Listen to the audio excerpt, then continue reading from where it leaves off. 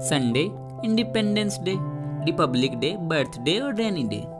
ये 5 पर्व जिसे लेकर मैं बहुत उत्साहित रहा करता था, जिसमें कि रेनी डे मेरा मनपसंद पर्व था, जिसके लिए मैं अक्सर तरसा करता था। उस दिन शाम को शुरू हुई बारिश पूरी रात झमाझम बारिश होती रही। सुबह उठने को भी आलस आ रहा था, लेकिन बापू की गर्जना सुनकर उठ के बैठ गए। आंखें मलते हुए बालकनी से बाहर देखा तो हल्की बारिश हो रही थी, लेकिन मुझे स्कूल भेजने की तैयारी मेरी माताजी भी किचन में जोर शोर से कर रही थी।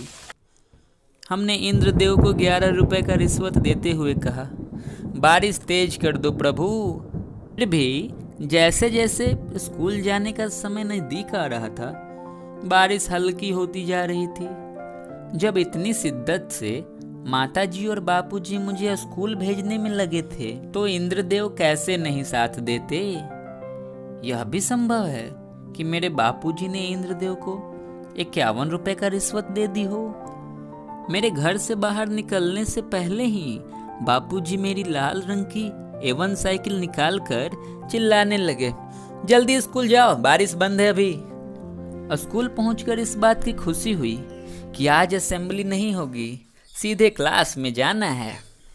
मेरा स्पीच देने का टर्न था। चलो, 11 रुपए की रिश्वत कहीं तो काम आई। बारिश के कारण आज क्लास में आधे बच्चे गायब थे। वे सब घर पर टीवी के साथ चाय पकौड़े के मजे ले रहे होंगे, और हम यहाँ मीरा के पदों की व्याख्या, बाबर के युद्ध, एक्टिव पैसिव और गणित के ऊंचाई दूरी के सवालों में उलझे हुए मन ही मन बापू पर गुस्साए जा रहे थे। खैर, आज 2 अध्यापक भी अपने घर पे समोसे पकौड़े के मजे लेने में व्यस्त थे। मतलब कि रेनी डे सेलिब्रेट हो रहा होगा, इसलिए 2 पीरियड खाली थे। फिर मुझे खाली देखकर कुछ कन्याएं गणित के सवाल पूछने आ गई। अच्छा तो बहुत लगा, लेकिन ज़्यादा अच्छा नहीं लगा, क्योंकि क्लास में स्टाइल मारने वाले लड़के आज आए नहीं थे, जिनकी नज़रों में हम थोड़ा ऊपर उठ जाते, या यूँ कहो कि अपना रुतबा दिखा पाते। इस बीच बारिश तेजी से होती रही। छुट्टी तक बारिश बंद नहीं हुई। सड़कों पर पानी भर चुका था। छुट्टी हो गई, वाह। बाहर देखा तो समझ गए मेरा भीगना तय है। वैसे मुझे भीगने से डर नहीं लगता, लेकिन भीगने का मजा झमाझम वाली बारिश में आता है। ये रिमझिम रिमझिम में तो बस दिखने में अच्छा लगता है। साइकिल स्टैंड से साइकिल निकाले तो धक्के से 3-4 साइकिल गिर गई। कुछ दूर दोस्तों के साथ गप मारते हुए पैदल ही चलते रहे। मन था दोस्तों के साथ भीगने का, लेकिन ऐसा लग रहा था जैसे इंद्रदेव ने कुछ देर के लिए मोटर का बटन बंद कर दिया हो। आगे चौराहे से जब दोस्तों से अलग हो गए, तब गरजने लगे बादल बिजली की कौंध के साथ। बहुत मुश्किल से साइकिल पानी में चल ही रहे थे कि साइकिल की चैन उतर गई। मतलब फुल एंजॉयमेंट। पूरे 7 मिनट लगे चैन सही करने में। इसी बीच शर्ट की जेब में रखे कागज और आई कार्ड पानी में गिर गए, जिन्हें हमने मछली पकड़ने की अंदाज में उठाया।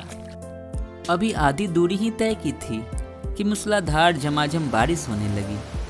खैर, अपने बैग को पहले ही ढक कर वाटरप्रूफ बना लिए थे, इसलिए कोई चिंता नहीं थी। और फिर बड़ी ही तमन्ना के साथ बारिश का आनंद लेते हुए फिल्मी गाने गुनगुनाते हुए चले जा रहे थे। बहुत मिस कर रहे थे उस वक्त, न जाने क्यों, हिटलर को। हिटलर हमारे क्लास की अत्यंत सुंदर कन्या का नाम था, जो शायद ही किसी से सीधे मुंह बात करती हो, लेकिन दिल की बहुत नेक थी। उसे लीडर बनना पसंद था, इसलिए किसी की बात नहीं सुनती थी, बस अपनी ही बात मनवाती रहती थी। आज मैंने उसको गणित के सवाल समझाए थे। यह सोचकर सीना फूल गया था मेरा। तभी याद आया कि उसने मुझे एक गुलाबी रंग का कागज दिया था। मैंने फटाक से राइट पॉकेट में चेक किया। वो कागज तो फूल के मोटा हो चुका था, गल गया था आइसक्रीम की तरह। अत्यंत नाजुक हालत थी उसकी। परतों को खोलने का मतलब था अंदर लिखी सामग्री को नष्ट करना। घर आए, कागज निकाला और कोशिश की उसे खोलने की, लेकिन खोलते ही फट रहा था। पूरे 36 घंटे इंतजार किए सूर्यदेव का और फिर सुखाया उस गुलाबी कागज को। जब दिया था तब इसमें खुशबू भी आ रही थी।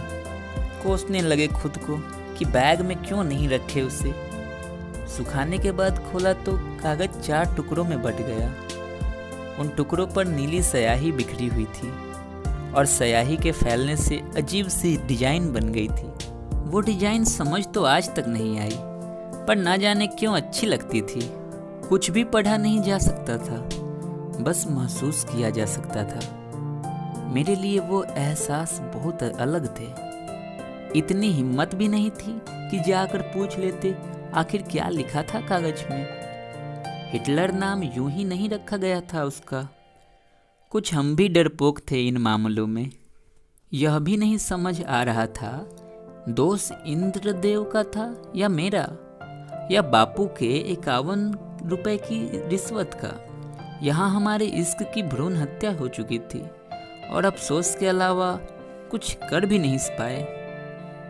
आज बारिश के दिन बच्चों को स्कूल छोड़कर और ऑफिस से छुट्टी लेकर जब रागनी द्वारा बनाए गए बेसन के पकौड़े और अदरक वाली चाय का लुत्फ उठा रहे थे, तभी अचानक याद आ गई उस रेनी डे की।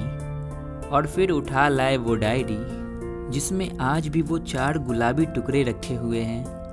नीली स्याही की डिजाइन अभी भी वैसी ही बनी हुई है।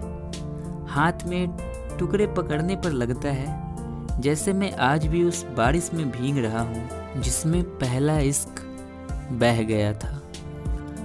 अगर दिल को छूने वाली लव स्टोरी सुननी है तो ऊपर वाले वीडियो को क्लिक करो, और लाइफ से जुड़ी हुई मोटिवेशनल कहानी सुननी है तो नीचे वाले वीडियो को क्लिक करो। और हाँ, चैनल को सब्सक्राइब करना मत भूलना।